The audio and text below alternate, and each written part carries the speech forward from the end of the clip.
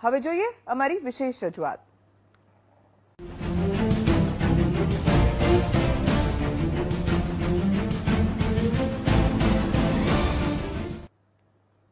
PM મોદીની પ્રેરણાથી દેશભરમાં શરૂ થયેલા સ્વચ્છતા અભિયાનનો ગુજરાતમાં સવિશેષ પ્રતિસાદ મળ્યો છે।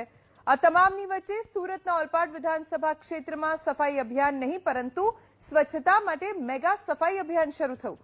વન પર્યાવરણ રાજ્યમંત્રી અને ઓલપાડના ધારાસભ્ય મુકેશ પટેલની આગેવાનીમાં વહેલી સવારથી જ ગ્રામીણ વિસ્તારમાં આ મેગા અભિયાનની શરૂઆત થઈ।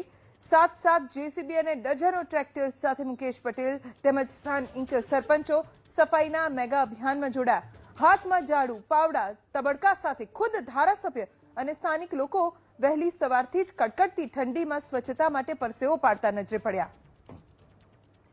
સાચા અર્થમાં જમીન પર શરૂ થયેલું આ મહાઅભિયાન એ લોકો માટે દિશાસૂચક છે જે આ અભિયાનને માત્ર અને માત્ર ફોટો સેશન પૂરતું જ સીમિત રાખે છે। જે પણ કામ કરીએ તે પૂરા દિલથી કરીએ અને પરિણામ સુધી પહોંચાડીએ એ સૂત્રને આ ધારાસભ્ય અને મંત્રીએ સાચા અર્થમાં સાકાર કર્યું। પ્રધાનમંત્રી નરેન્દ્ર મોદીના સ્વચ્છતા અભિયાનનો પ્રારંભ છે ઓલપાડ તાલુકામાં કરવામાં આવ્યો છે। દ્રશ્ય સીધા જોઈ શકો છો।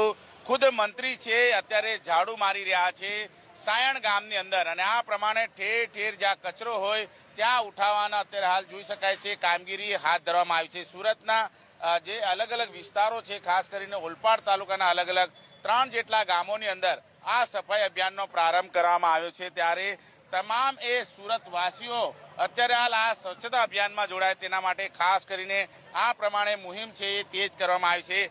મંત્રીશ્રી સાથે વાતચીત કરીશું। કયા પ્રકારે આ જે સફાઈ અભિયાન છે એનો પ્રારંભ કરાયો છે, કયા સફાઈ કરાશે?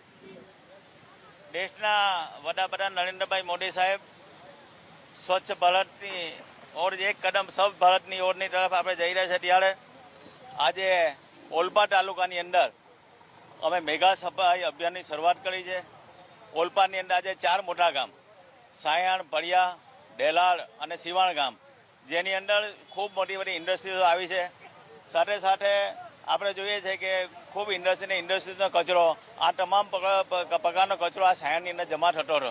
આજે અમે સાયણ ગામની અંદર લગભગ 10 જેટલા જેસીબી, 40 જેટલા ટ્રેક્ટરો મજૂરો સાથે આજે એક દિવસમાં તમામ સફાઈ અભિયાનનો આજે અમે શરૂઆત કરી છે। આજે તમામ સાયણના જે 4 ગામ છે એનું પૂરેપૂરી સફાઈ કરવાના છે અને આપના માધ્યમથી કહેવા માંગુ છું દરેક અમારા સરપંચીઓ, દરેક નાગરિકોને, દરેક એનજીઓને આ માત્ર અહીંની શરૂઆત થઈ છે પણ દરેક લોકો અઠવાડિયામાં એક દિવસ 2 કલાક પોતાનું શ્રમદાન આપે, પોતાનું ગામ હોય, પોતાનું શહેર હોય એ ચોખ્ખું રાખે એ પણ આપના થકી હું અપીલ કરું છું।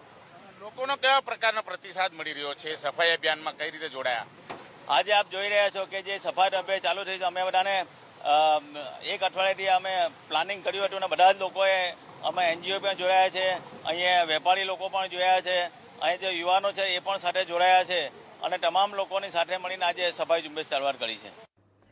અસ્મિતા ન્યૂઝમાં અત્યારે બસ આટલું જ। હવે વધુ સમાચાર આપ જોશો સમાચાર શતકમાં મારા સહયોગી ઝીલન સાથે। જોતા રહો એબીપી અસ્મિતા, ગુજરાતની અસ્મિતા।